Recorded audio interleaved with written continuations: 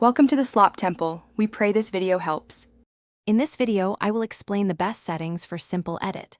We'll dive into optimizing your video projects for a seamless experience, ensuring your edits look professional and render quickly. Understanding these fundamental settings is crucial for any editor, whether you're a beginner or looking to refine your workflow. We'll cover everything from initial project setup to final export, making sure your videos are ready for any platform. Let's get started with the basics. Next, let's talk about resolution and frame rate, two critical elements for visual quality. Resolution, like 1920 by 1080 pixels for full HD, dictates your video's clarity. Matching it to your source footage is often best.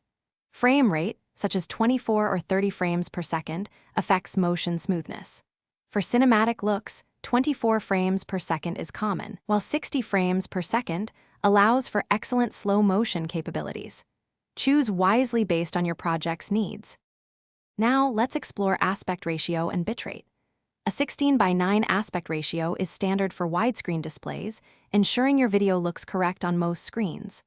Bitrate, measured in megabits per second, directly impacts video quality and file size. A higher bitrate, perhaps 50 megabits per second, provides superior visual detail but results in larger files. Conversely, a lower bitrate saves space but can introduce noticeable compression. Find the right balance for your project.